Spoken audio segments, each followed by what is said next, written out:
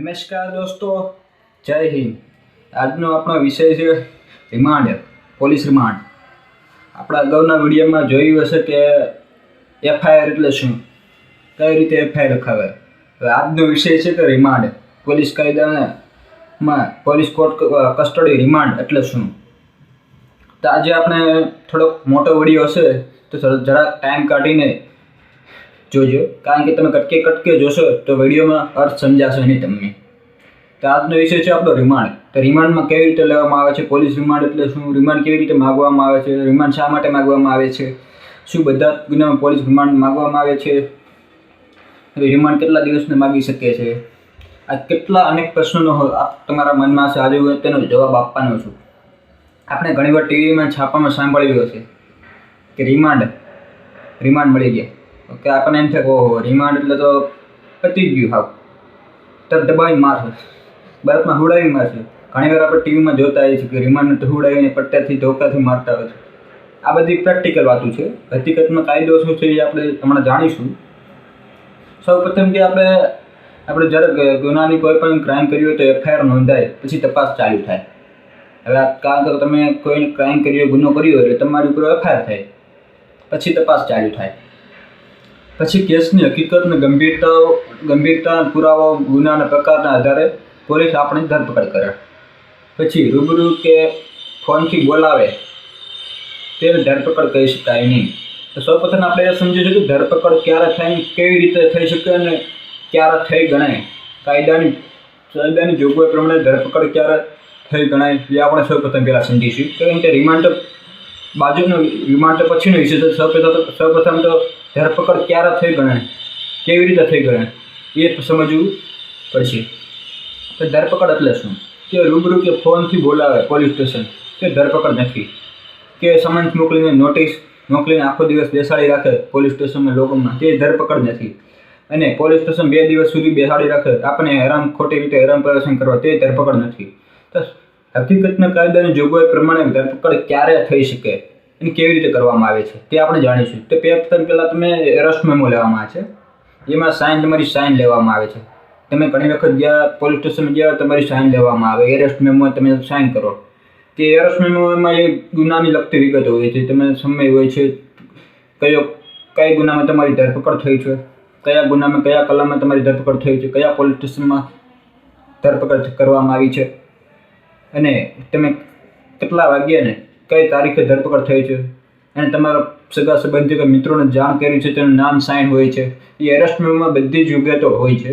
અને એરેસ્ટ મેમોની સાથે ચહેરા નિશાન પત્રક હોય છે. તમે શારીરિક તમે કેવો દેખાવ છો, આદતો શું છે, ઊંચાઈ, વજન, વ્યક્તિનો રંગ કેવો છે, સફા કાળો છે, ધોળો છે, કે શરીર પરની નિશાની કઈ છે, તમે કોઈ મારેલ તો નથી, કોઈ ઈજા કે અન્ય ઈજાઓ થયેલ તો નથી ને. એ એરેસ્ટ મેમોમાં બધી જ વિગતો દર્શાવેલ હોય છે. જ્યારે તમારી ધરપકડ થાય તો તમારી સાઇન લેવામાં આવે છે એરેસ્ટ મેમોમાં. તો એક વાત અહીં ખાસ ધ્યાન રાખવું કે એરેસ્ટ મેમોમાં તમે સાઇન કરો એ પહેલાં તમારો સમય અને ટાઈમ લખેલો હોવો જરૂરી છે. કારણ કે વાંચ્યા વગર કોઈ પણ સરકારી કાગળમાં સાઇન કરવી નહીં. ઘણી વખત બની શકે કે તમે વાંચ્યા વગર સરકારી કાગળ ઉપર સાઇન કરો, પાછળથી હેરાન થવું પડે. એટલે વાંચ્યા વગર ક્યારેય પણ સાઇન કરવી નહીં. હવે જાણીશું ભારતનું બંધારણ. ભારત રત્ન ડૉક્ટર બાબા સાહેબ આંબેડકરને આપણે ભણીશું.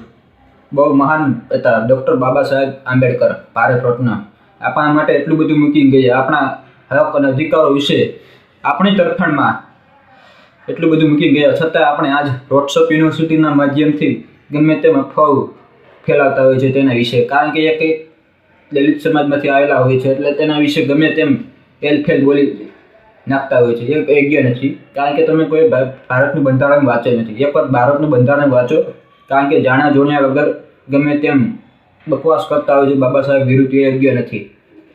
કારણ કે ભારતનું બંધારણ બાબા સાહેબ એટલા મહાન હતા, તેનો અંદાજો લાગી ગયો હતો. તો 10, 20, 30 વર્ષ સુધીમાં કાયદો તો સારો હશે, પણ એને ઉપયોગ કરવાવાળા, તેનો સત્તાના અધિકારીઓ, નેતાઓ તેમનો દુરુપયોગ થશે.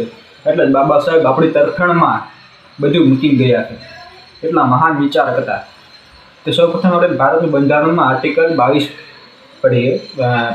આર્ટિકલ 22 ભણીશું. એમાં લખ્યું છે આર્ટિકલ 22 ભારતના બંધારણમાં કે ધરપકડ કોઈ પણ વ્યક્તિની ધરપકડ અને અટકાયત સામે રક્ષણ આપણને મળી શકે છે. કારણ કે કોઈ વ્યક્તિની ધરપકડ થાય તો તેને કયા ગુનામાં ધરપકડ કરી છે તેને કારણો જણાવવા જોઈએ. એને મનપસંદ વકીલને મળવાનો સલાહ લેવાનો પણ અધિકાર છે. 24 કલાકની અંદર મેજિસ્ટ્રેટ કોર્ટ સમક્ષ રજૂ કરવાનો પણ અધિકાર છે. કારણ કે કોઈ પણ ધરપકડ કરો ત્યારથી લઈને 24 કલાક સુધી પોલીસ કસ્ટડીમાં રાખી છે, લોકઅપમાં રાખી શકે છે. 24 કલાકથી વધારે રાખી શકે નહીં. એ ભારતનું બંધારણ આર્ટિકલ 22માં કહે છે. બીજું તો CRPC 1973 અને ભારતના બંધારણના આર્ટિકલ 22 બીજી જોગવાઈ એવી છે કે ધરપકડ કરાયેલ વ્યક્તિ 24 કલાક કરતાં વધુ સમય માટે પરવાનગી વગર લોકઅપ એટલે કે પોલીસ કસ્ટડીમાં રાખી શકાય નહીં. CRPC 1973માં કહે છે. અને ભારતના બંધારણના આર્ટિકલ 22માં બીજી જોગવાઈને કહે છે કે કોઈ પણ વ્યક્તિની ધરપકડ થાય તો 24 કલાક સુધી પોલીસ સ્ટેશનના 24 કલાક સુધી કોઈ લોકઅપમાં રાખી શકે છે. તેને 24 કલાકથી વધારે રાખી શકે નહીં. જો રાખવું હોય તો મેજિસ્ટ્રેટની પરવાનગી લેવી જરૂરી છે. અને ભારતના બંધારણનું આર્ટિકલ 20 ગુના માટે દોષિત ઠરાવવા રક્ષણ મેળવવા જોઈએ. આપણા આરોપી હોય કે આપણા ગુનામાં દોષિત માટે ઠરાવવા માટે આપણને ભારતના બંધારણે રક્ષણ આપ્યું છે. કે બાબા સાહેબ એટલા મહાન હતા કે તેનો અંદાજો ત્યારે જ લાગુ થયો હતો. કારણ કે આપણે ગમે એટલું સારો કાયદા બનાવીશું તો તેને દુરુપયોગ કરવાવાળા ગમે તેમ દુરુપયોગ કરશે. એટલે આપણા તરફેણમાં જ બધા કાયદાઓ આપણી તરફેણમાં મૂક્યા છે. એટલે ભારતના બંધારણના આર્ટિકલ 20માં જેવું જશે ગુના માટે દોષિત ઠરાવવા માટે રક્ષણ મેળવવો આપણો અધિકાર છે. જેમાં લખ્યું છે કે એક જ ગુનામાં એક જ વ્યક્તિ પર એકથી વધુ વાર કામ ચલાવીને શિક્ષા ના કરી શકાય. આજકાલ આપણે જોઈએ છીએ આ મહત્ત્વની જોગવાઈ છે. આજકાલ આપણે જોઈએ છીએ આપણે કોઈ વિશે ઘસાતું બોલી ગયા હોય, કોઈ નેતા વિરુદ્ધ બોલી ગયા હોય તો બધા પોલીસ સ્ટેશનમાં અરજી નાખ્યા હોય. એટલે આપણને એમ લાગે સૌથી વધારે કાયદો આને જ ભણ્યો છે. એટલે બધા પોલીસ સ્ટેશનમાં અરજી નાખ્યા હોય.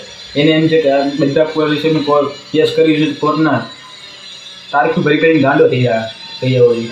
એવું ના હોય. ગાંડા તમે થઈ જાઓ, પહેલાં કાયદો ભણો, શીખો. કારણ કે આમ ભારતના બંધારણમાં લખ્યું છે કે એક જ ગુનામાં એક જ વ્યક્તિ પર એકથી વધુ વાર કામ ચલાવીને શિક્ષા ના કરી શકાય. કારણ કે મેં અહીંયા ચોરી કરી હોય તો એક જ પોલીસ સ્ટેશનમાં એક જ ગુનો લાગુ પડે છે. મેં સુરતમાં ચોરી કોઈ પણ આરોપીએ સુરતની અંદર, ગુજરાત કે અંદર, દિલ્હીની અંદર ચોરી કરે તો ત્યાંના સ્થાનિક પોલીસ સ્ટેશનમાં ગુનાની શિક્ષા કામ ચલાવીને સત્તા હોય છે. પછી તમે ગુનો અહીંયા બન્યો તમે દિલ્હીમાં અરજી આપી આવો પોલીસ સ્ટેશન, ના ચાલે. કારણ કે ભારતનું બંધારણ કહે છે. આજકાલ લોકો કોઈના વિશે ઘસાતું બોલી ગયા હોય તો લાગણી દુભાઈ દે. લાગણી દુભાવવાની ફેશન બની ગઈ છે કે આ કોઈના વિશે ઘસાતું બોલી લાગણી દુભાઈને ગમે ત્યાં પોલીસ સ્ટેશનમાં અરજી આપી આવે. બધા પોલીસ સ્ટેશનમાં અરજી આપી આવે. આમ તારીખ ભરી કરીને ગાંડો થઈ ગયો હોય. એવું ના હોય. કારણ કે ભારતના બંધારણમાં જોગવાઈ છે એક જ ગુના માટે. હવે ચોરીનો ગુનો હોય તો કોઈ ગુજરાતમાં કોઈ ચોરી કરી તો ગુજરાતની એક જ FIR દાખલ થાય, ત્યાં ટ્રાયલ ચલાવીને કામ ચલાવીને તેને સજા કરી શકીએ. હવે કોઈ ચોરીના ગુનામાં એકવાર સજા થઈ ગઈ હોય કે એને બીજા પોલીસ સ્ટેશનમાં તે જ ગુનામાં સજા કરી શકાય નહીં. એક જ વાર એક જ સજા અને એક જ વખત કામ ચલાવીને સજા કરી શકાય છે. એ ભારતનું બંધારણ કરે છે, હું કહેતો. અને બીજું, કોઈ ગુનાનો આરોપ મુકાયેલ હોય કે વ્યક્તિ પોતાની વિરુદ્ધ સાક્ષીને બનાવવાની ફરજ પાડી શકે નહીં. આ બે મહત્વની જોગવાઈ છે. કારણ કે આ જોગવાઈમાં આખો વિષય આવી ગયો આપણો કે હું જ આરોપી છું, મારી વિરુદ્ધ કોઈ સાક્ષી બનાવવાની પોલીસવાળા ધાક ધમકીથી દાગ દબાણથી મારી વિરુદ્ધ સાક્ષી ઊભો કરે દાગ દબાણથી તે ફરજ પાડી શકાય નહીં. તે ભારતનું બંધારણ કહે છે. આર્ટિકલ 20માં બે જોગવાઈ છે. ગુના દોષિત ઠરવા માટે રક્ષણ મેળવવા માટે આપણો અધિકાર છે. એક જ ગુનામાં એક જ વ્યક્તિ પર એકથી વધુ વાર કામ ચલાવીને તેને સજા કરી શકાય નહીં. બીજું કે કોઈ પણ ગુનાનો આરોપ મુકાયેલ હોય કોઈ વ્યક્તિ પર તેના વિરુદ્ધ સાક્ષી બનાવવાની ફરજ પાડી શકાય નહીં. બીજું કે ભારતના બંધારણના આપણને 4 મહત્વની જોગવાઈ ભારતના બંધારણ આપણને 4 મહત્વના અધિકારો આપ્યા છે. પહેલું કે પોતાના ધરપકડ થયો તેનું કારણ જણાવવાનો અધિકાર છે કે મને કયા ગુનામાં તમે પકડી જાઓ છો તે કારણ બતાવવું જરૂરી છે. બીજું કે આપણા મનપસંદ ગમે ત્યારે મનપસંદ વકીલ ની વકીલની સલાહ લેવાનો, મળવાનો, મદદ લેવાનો અધિકાર છે. ત્રીજું કે એક જ ગુનાની સજાની જોગવાઈ, કેમ કે એક જ ગુના હોય તો એક જ સજાની જોગવાઈ છે. હવે હું ચોરી કરું તો મને એક જ વાર સજા એમાં થઈ શકે. કોઈ બીજા પોલીસ સ્ટેશનમાં જઈને ત્યાં અરજી આપેલો મને બીજી વાર ટ્રાયલ ચલાવીને સજા કરી ન શકે. એ ભારતનું બંધારણ કહે છે. અને ચોથું, મૌન રહેવાનો અધિકાર, સાયલેન્ટ. તમે પોલીસ સ્ટેશનની અંદર કોઈ 2 દિવસનો રિમાન્ડ લીધા હોય કે 24 કલાકની અંદર કોર્ટ કસ્ટડી લોકઅપમાં રાખ્યા હોય, તમે પૂછપરછ કરવામાં આવે તો તમે મૌન રહી શકો છો. એવું જરૂરી નથી બધા જ સવાલનો તમારે જવાબ આપવો. મૌન રહેવાનો તમારો અધિકાર છે. ભારતનું બંધારણ તમે મૌન રહેવાનો અધિકાર આપે છે. તમારે જવાબ ન દેવો હોય તો કાંઈ નહીં, મૌન રહો, સાયલેન્ટ મોડ. આ ભારતના બંધારણના 4 અગત્યના અધિકારો આપણને આપણી તરફેણના છે કે પોતાની ધરપકડના કારણ જાણવાના, મનપસંદ વકીલની સલાહ લેવાનો અધિકાર, એક જ ગુનામાં એક જ વાર સજા થઈ શકે છે. બીજું, આપણે કોઈ પણ પોલીસના સવાલનો જવાબ ન દેવો હોય તો મૌન રહેવાનો પણ અધિકાર છે. હવે આવે છે પોલીસ કસ્ટડી એટલે શું. આ મહત્વનું છે તમારા માટે. પહેલું, પોલીસ કસ્ટડી એટલે પ્રથમ 24 કલાક જ્યારે તમે પકડીને લઈ જાય એટલે 24 કલાક તમારી પોલીસ કસ્ટડી ગણાય, લોકઅપમાં રાખવામાં આવે છે. કે એની ત્યારે પોલીસ કસ્ટડી એટલે પોલીસની કબજામાં, જેનું નિયંત્રણ પોલીસ કરે. તમારું નિયંત્રણ પોલીસ કસ્ટડી પોલીસવાળા કરતા હોય છે. બીજું છે જ્યુડિશિયલ કસ્ટડી એટલે જેલ, કે કોર્ટમાં રજૂ કરે ત્યારે 24 કલાક પૂરા થાય એટલે કોર્ટમાં રજૂ કરવામાં આવે છે. એમાં પાછા જો કોર્ટમાં રજૂ કરે મેજિસ્ટ્રેટમાં, ત્યારે તમારા 24 કલાક પૂરા થાય ધરપકડથી ટાઈમથી લઈને તે પહેલાં મેજિસ્ટ્રેટ કોર્ટ સમક્ષ રજૂ કરવામાં આવે છે. જો કોર્ટમાં રજૂ કરે તો 3 ઓપ્શન હોય છે નીચે. પહેલું કે તમે પોલીસવાળા રિમાન્ડ માગે છે. બીજું કે રિમાન્ડ જો જરૂર ન હોય તો જામીન મળે. ત્રીજું કે જામીન નહીં મળે સીધી જેલ, કાં તો જેલમાં મોકલે, કાં તો રિમાન્ડમાં રાખે, કાં તો જામીન મળે. આ 3 ઓપ્શન હોય છે. જામીન કયા મળે? જામીન ક્યારે મળે? તો જામીન લાયક ગુનો હોય ત્યારે. બિનજામીન લાયક ગુનામાં જામીન ના મળે, કોર્ટમાંથી અલગથી પ્રોસેસ લાગે. કારણ કે ત્યાં જ્યારે તમે જ્યુડિશિયલ કસ્ટડીમાં એટલે શું કે કોઈ પણ મેજિસ્ટ્રેટ કોર્ટ સમક્ષ તમે રજૂ કરવામાં આવે ત્યારે 24 કલાક પૂરા થાય ત્યારે રજૂ કરવામાં આવે, ત્યારે તમારા રિમાન્ડ પૂરા થાય ત્યારે રજૂ કરવામાં આવે. એટલે પોલીસ રિમાન્ડ માગે, જજ સાહેબ ના પડે તો જેલમાં મોકલે. પછી જો ક્યાંક કેસ અયોગ્ય ધરપકડ થઈ હોય ખોટી રીતે, કાં તો એને જામીન આપે. આ 3 ઓપ્શન હોય છે: પોલીસ રિમાન્ડ, જેલ, બીજો કાં તો જામીન મળે. હવે પોલીસ રિમાન્ડ એટલે શું? દબાવો. ઘણા છાપામાં ટીવીમાં જોતા હોય છે, પોલીસ રિમાન્ડમાં બરફમાં હુડાવીને દંડા મારે, પટ્ટા હતા, દબાવે. ઘણી વાત એવા પ્રશ્ન કરતા હોય છે મને લોકો કે પોલીસ રિમાન્ડમાં કરે છે, બિહાડીને મારે, હુડાવીને મારે, પટ્ટેથી મારે, ધોકેથી મારે. ઘણી વાર આવું થાય છે કે ઘણી વાર સાહેબને સારો સંબંધ હોય તો જવા દે. કેટલાક લોકો એવું કહેતા છે ગાંધીજીને સારા આશીર્વાદ હોય તો જવા દે, નહીં તો 2 ધોકા વધારે મારે. તો એવું હતું નથી. આ બધું પ્રેક્ટિકલી થઈ જાય. કારણ કે રિમાન્ડમાં ક્યારે કોઈ મારવાનો પોલીસનો અધિકાર નથી, એને કોર્ટ ક્યારેય મંજૂરી આપતી નથી. ત્યાં તો આપણે બધું જાણીએ જ છીએ. બધા નેતાના ગાંધી બાપુના સારા આશીર્વાદ હોય તો જવા દે, નકર તો પછી 2 ધોકા વધારે મારે. તો આપણે જાણીએ પોલીસ રિમાન્ડ એટલે શું. CRPC 167માં જોગવાઈ છે કે મેજિસ્ટ્રેટની પરવાનગી વગર 24 કલાક સુધી લોકઅપમાં રાખી શકાય છે. મેજિસ્ટ્રેટની પરવાનગી વગર 24 કલાકથી વધારે લોકઅપમાં રાખી શકાય નહીં. CRPC 167ની જોગવાઈ છે કે પોલીસ રિમાન્ડ કેવી રીતે માગવામાં આવે? પોલીસ દ્વારા માગવામાં આવે છે. કે પોલીસ રિમાન્ડ ક્યારે માગવામાં આવે અને કેવી રીતે માગવામાં આવે? પોલીસ રિમાન્ડ હોય ત્યારે લેખિત અરજી આપે છે. જ્યારે તમે મેજિસ્ટ્રેટ કોર્ટ સમક્ષ તમે લઈ જવામાં આવે ત્યારે પોલીસવાળાઓ લેખિત અરજી આપે છે જજ સાહેબને. તેમાં ધરપકડ ગુનાની વિગત, ટૂંકી વિગત લખેલી હોય. તમે આ પ્રકારનો ગુનો કર્યો છે ને આ કલમમાં તમે ધરપકડ થઈ છે ને આટલા વાગ્યાને આટલા સમયે કેટલા દિવસનો રિમાન્ડ જોયો છે એ જોગવાઈ કરેલી હોય છે. શું તપાસ કરવામાં બાકી છે, શું પુરાવા એકઠા કરવામાં બાકી છે, શું પૂછપરછ માટે બાકી છે, બધી જ વિગતો પોલીસ રિમાન્ડમાં મેજિસ્ટ્રેટ કોર્ટ સમક્ષ જજ સાહેબ પાસે અરજી મૂકવામાં આવે છે પોલીસ તરફથી. પછી જજ સાહેબ નક્કી કરે છે કે રિમાન્ડ આપવા ના આપવા, જેલમાં મોકલવા, જામીન આપવા, કે આ બધી પ્રોસેસ છે લીગલ. હવે રિમાન્ડ શા માટે માગવામાં આવે છે? તમારા સાહેબની હારે સારા સંબંધ હોય, નેતા હારે ધારાસભ્ય હારે, તો રિમાન્ડ ન મળે. નકર તો કોઈ રિમાન્ડ કોના ન મળે? કોઈ ગુનેગાર હોય એમ ટપોરી જાતના છાપરી ટપોરી એવા લોકોને રિમાન્ડ ન લેવામાં આવે, કારણ કે એને નેતા હારે સારા સંબંધ હોય.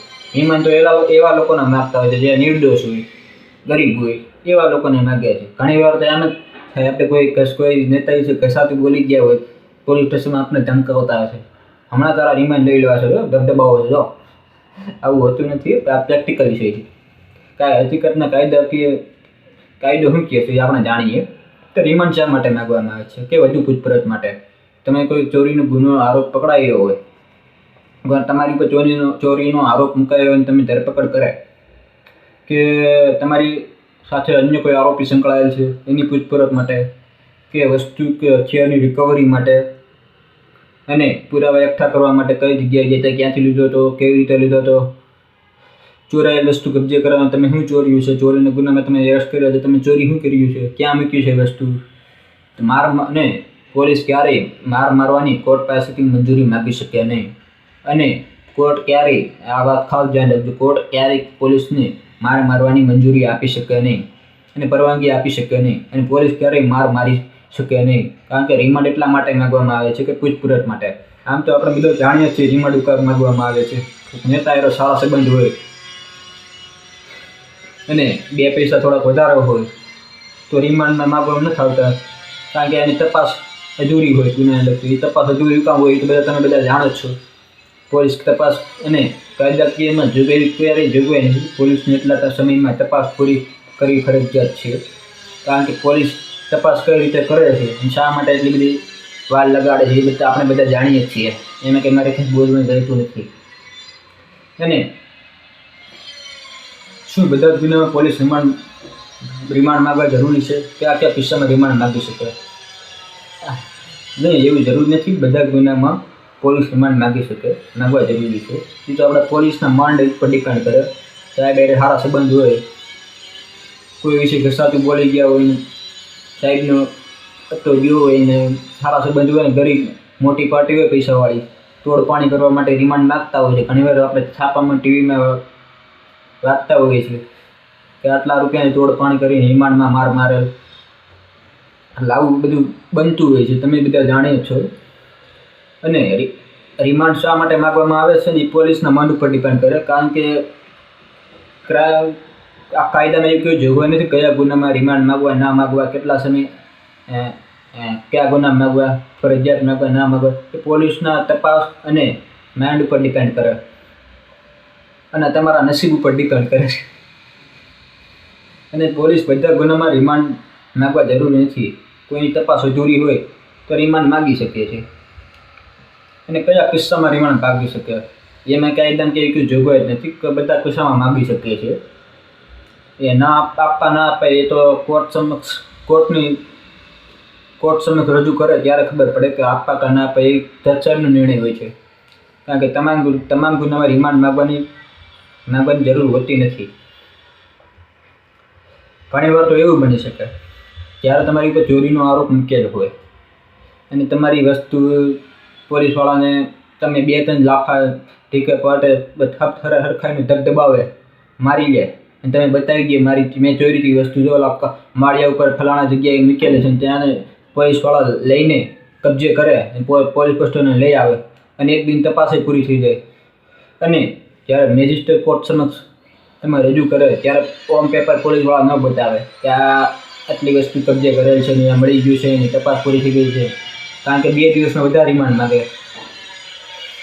અને બીજે દી તમારે, કારણ કે વસ્તુ તો પહેલાંથી મળી ગયું હોય, બધું કબજે કરી લીધું હોય, પછી બીજે દી ફોર્મ પેપર બતાવે, કારણ કે મોબાઈલ ચોરાઈ ગયો, મોબાઈલ કબજે લીધો, રિકવરી કરી, પૈસા ચોરાઈ ગયા, પૈસા કબજે કર્યા, રિકવરી કરી. પછી 2 દિવસના રિમાન્ડ પૂરા થાય, ફરીથી જજ સાહેબ સમક્ષ મેજિસ્ટ્રેટ કોર્ટ સમક્ષ રજૂ કરે કે પોલીસવાળા કહે લ્યો સાહેબ આ તમે જો રિમાન્ડ આપ્યા હતા 2 દિવસમાં એટલી તપાસ કરી, એટલું કબજે કર્યું. હકીકતમાં તો 1 દિવસમાં તપાસ પૂરી થઈ ગઈ હોય, બધું પૈસા અને મોબાઈલ ને બધું 1 દિવસમાં મળી ગયું હોય, છતાંય એને 2 દિવસમાં રિમાન્ડ નાખ્યા. આવું બની શકે અમુક કિસ્સામાં, કારણ કે અમે જાણીએ છીએ કે ઘણા બધા કિસ્સામાં આવું બની શકતા હોય છે. અમુક કિસ્સામાં એવું હોય છે એક દિવસમાં તપાસ પૂરી કરીને પોલીસવાળા કોર્ટ સમક્ષ બધું તપાસ પૂરી કરીને રિપોર્ટ જમા કરાવી દે છે. ત્યારે ઉપરી અધિકારીને એમ થાય આને કંઈક લઈ લીધું છે, તો એ એક દિવસમાં બધી તપાસ પૂરી કરી નાખીને. એટલે આવા ઘણીવાર કિસ્સાઓ બનતા હોય છે. એટલે રિમાન્ડ એટલા માટે માગવામાં આવે છે. અને રિમાન્ડ માગવામાં આવે ત્યારે મેજિસ્ટ્રેટ કોર્ટ સમક્ષ જજ સાહેબ શું કરવાનું હોય છે? તો સૌપ્રથમ પહેલાં તમે જ્યારે કોર્ટ સમક્ષ રજૂ કરે ને ત્યારે તમે પ્રથમ જજ સાહેબે તમે આરોપીને પ્રશ્ન પૂછ્યો, તમે કોઈ મારેલ તો નથી ને? તમે કોઈ પોલીસની વિરુદ્ધ ફરિયાદ છે કંઈ? એ પ્રશ્ન પૂછવામાં આવે. અને જો મારેલ હોય, કોઈ પોલીસ વિરુદ્ધ ફરિયાદ હોય તો આ પાડી દેવી, ચોક્કસ આ પાડી દેવી.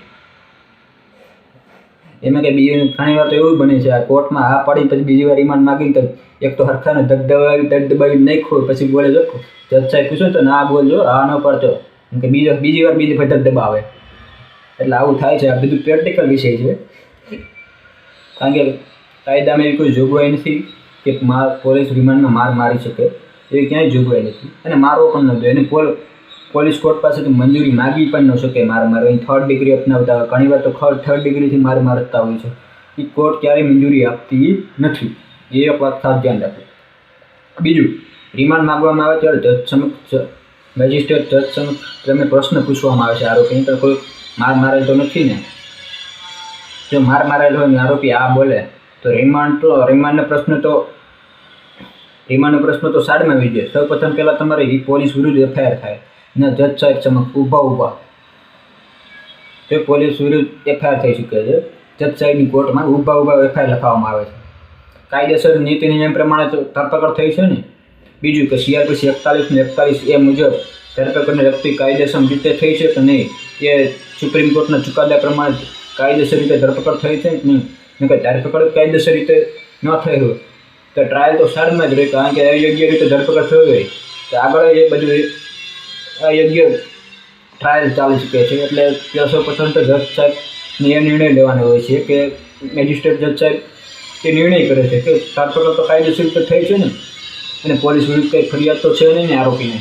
બીજું, જો કાયદેસર નીતિ નિયમ પ્રમાણે ધરપકડ ન થઈ હોય તો રિમાન્ડનો પ્રશ્ન હોતો નથી, જામીન જ આપવા પડે છે. જો કાયદેસર રીતે ધરપકડ ન થાય આરોપીને નીતિ નિયમ પ્રમાણે CRPC 41 ને 41A મુજબ સુપ્રીમ કોર્ટના ચુકાદા પ્રમાણે તો રિમાન્ડનો પ્રશ્ન તો સાડામાં રહ્યો, રિમાન્ડનો પ્રશ્ન રહેતો જ નથી. ત્યાં જ જામીન આપવા પડે છે. બીજું કે ધરપકડ કરાયેલ સમક્ષ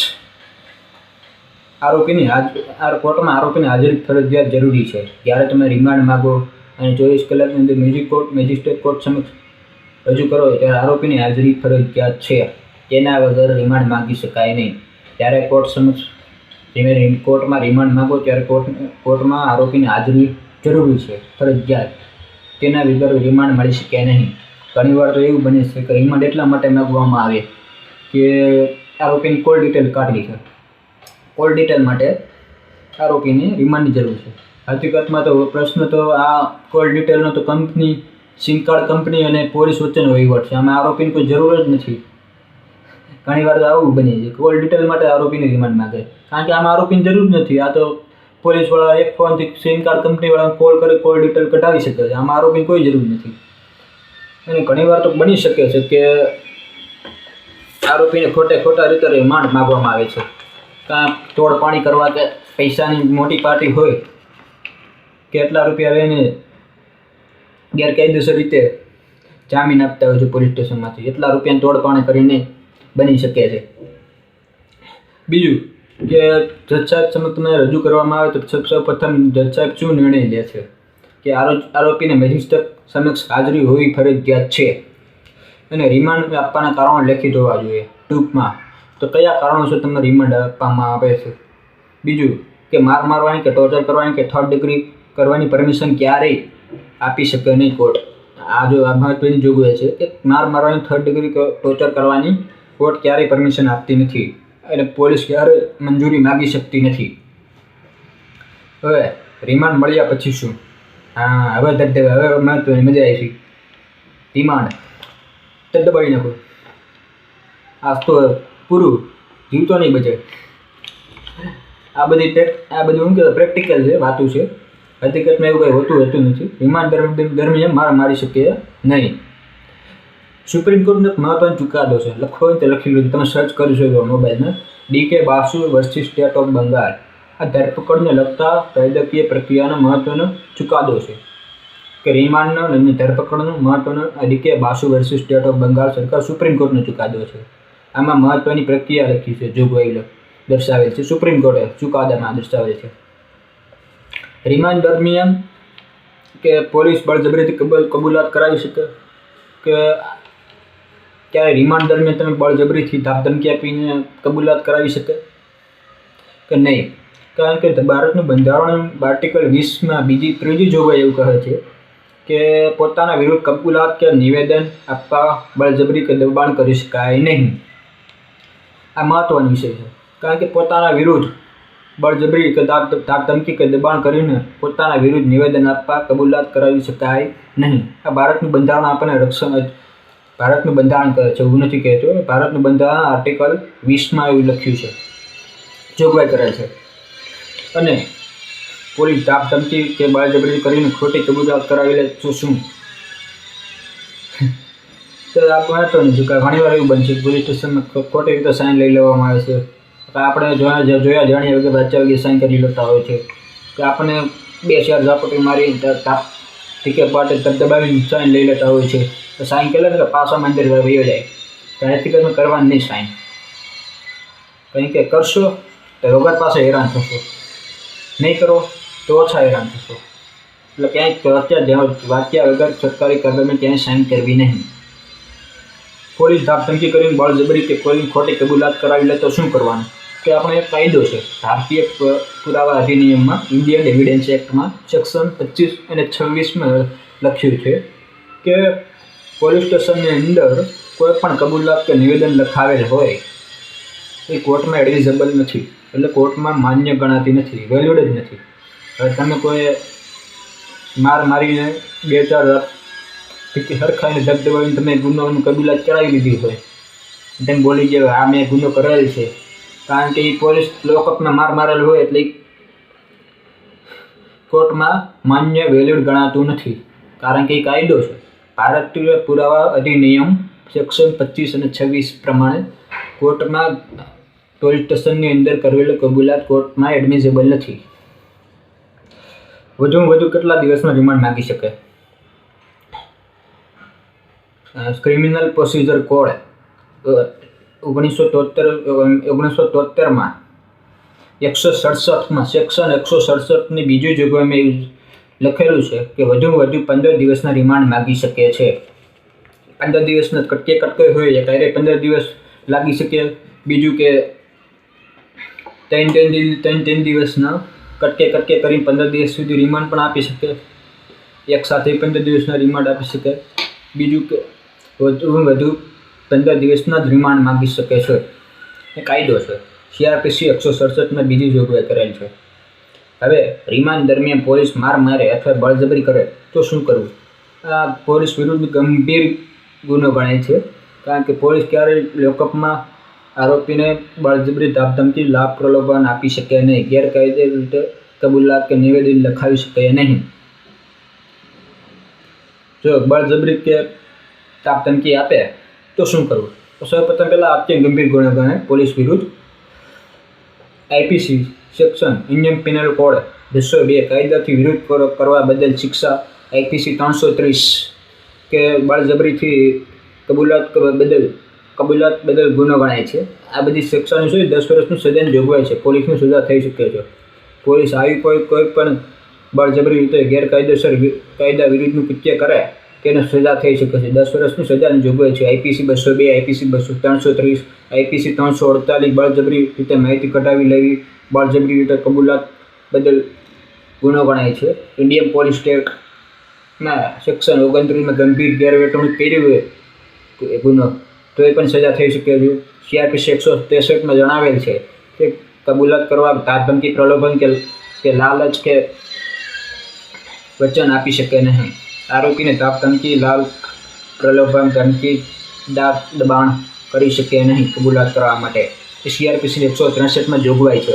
બીજું કે CRPC 162માં પોલીસ સમક્ષમાં કોઈ પણ નિવેદન ઉપર વ્યક્તિની સહી લેવાની જરૂર નથી. ઘણીવાર આપણે જોયા જાણ્યા વગર આપણને 2-3 ટિકિટ પાટે મારીને દબાઈને સાઈન લઈ લેતા હોય છે. સાઈન કરી દે ને પાસામાં અંદર નાખી દે એવું કહેતા હોય છે. આ પ્રેક્ટિકલ વિષય છે. કારણ કે પોલીસ સમક્ષમાં કોઈ પણ નિવેદન કરેલું હોય ને એમાં સાઈન લેવાની જરૂર નથી. CRPCને 162 એવું કહે છે. એટલે પોલીસ વિરુદ્ધમાં તમારે કોઈ પણ કંઈ ગુનો કર્યો હોય, પોલીસ વિરુદ્ધ કોઈ કાંઈ પણ ફરિયાદ હોય, તમે બળજબરી કરી હોય, માર મારેલ હોય કે ગેરકાયદે રીતે કબૂલાત કરાવી લીધું હોય તો તમે CIPC 202, IPC 330 અને IPC 348 ઇન્ડિયન પોલીસ એક્ટના 29 મુજબ અને CRPC 163 અને CRPC 162 મુજબ ગંભીર ગુનો ગણાય છે. કારણ કે પોલીસને આમાં 10 વર્ષની સજા થઈ શકે છે. કારણ કે આ પોલીસને કાયદા વિરુદ્ધનું કૃત્ય ગણાય છે અને પોલીસની વિરુદ્ધ તમે કોર્ટમાં ફરિયાદ કરાવી શકો છો. અને ક્યારે તમે પોલીસ મારે તો જ્યારે તમે મેજિસ્ટ્રેટ કોર્ટ સમક્ષ તમે રજૂ કરવામાં આવે ત્યારે જજ સાહેબ તમે પ્રશ્ન પૂછો તમે પોલીસ તો મારેલ તો નથી ને, તો તમારે આ પાડી દેવું, તો ડરવું નહીં. બીજું કે તમે 3 દિવસના રિમાન્ડ પૂરા થાય ફરીથી જજ સાહેબ સમક્ષ મેજિસ્ટ્રેટ કોર્ટ સમક્ષ તમે રજૂ કરવામાં આવે છે ત્યારે એક મહત્વની જોગવાઈ છે. ત્યારે 3 દિવસના રિમાન્ડ પૂરા થાય તો ફરીથી તેને આરોપીને મેડિકલ સર્ટિફિકેટ સાથે મેજિસ્ટ્રેટ કોર્ટ સમક્ષ રજૂ કરવાના આવે છે અને આરોપીની હાજરી ફરજિયાત હોવી જરૂરી છે અને સાથે મેડિકલ સર્ટિફિકેટ હોવી જરૂરી છે. ત્યારે જ રિમાન્ડ મળી શકે છે. એટલે ત્યારે કોઈ તમારે પોલીસ વિરુદ્ધ તમે મારેલ હોય, બળજબરી કરેલ હોય તો તમે પોલીસ વિરુદ્ધ પણ ફરિયાદ દાખલ કરાવી શકો છો. IPC 202, 330, 348 મુજબ તમે એની વિરુદ્ધ ફરિયાદ દાખલ કરાવી શકો છો. તેમાં 10 વર્ષની સજાની જોગવાઈ પણ છે અને પોલીસની સજા પણ થઈ શકે છે. આ અત્યંત ગંભીર ગુનો ગણાય. એટલે ક્યારેય પણ તમે પોલીસ દ્વારા મારવામાં આવેલ હોય તો તમે તેની વિરુદ્ધ ફરિયાદ દાખલ કરાવી શકો છો. ક્યારેય પણ રિમાન્ડમાં તમે માગવામાં આવે તો ડરવું નહીં. જે કોઈ પણ સાચી હકીકત, કારણ કે રિમાન્ડ હંમેશા રિમાઇન્ડ એટલે તમે યાદ કરવા માટે, પૂછપરછ માટે રિમાન્ડની જરૂર પડતી હોય છે. રિમાન્ડની હંમેશા કાયદેસર રીતે આપણે જોઈએ તો રિમાન્ડ એટલા માટે માગવામાં આવે છે કે તેની કોઈ વસ્તુની કબજે કરવા માટે કે તમે વધુ વિગતની પૂછપરછ કરવા માટે રિમાન્ડ માગવામાં આવતા હોય છે. એને કોર્ટ બીજું છેલ્લું કે કોર્ટ ક્યારેય આરોપીને મારવાની પરમિશન પોલીસને આપી શકે નહીં. પોલીસ ક્યારેય 3rd ડિગ્રી કે મારવાની કે ટોર્ચર કરવાની કોર્ટ પાસેથી પરમિશન માગી શકે નહીં. ક્યારેય આરોપીને મારવાનો અધિકાર પોલીસને નથી. આ વાત આપણે ધ્યાનમાં બેસાડવાની જરૂર છે. ઘણા લોકો કાયદો જાણતા ન હોય ત્યારે કાયદાનો પોલીસ દુરુપયોગ કરતી હોય છે.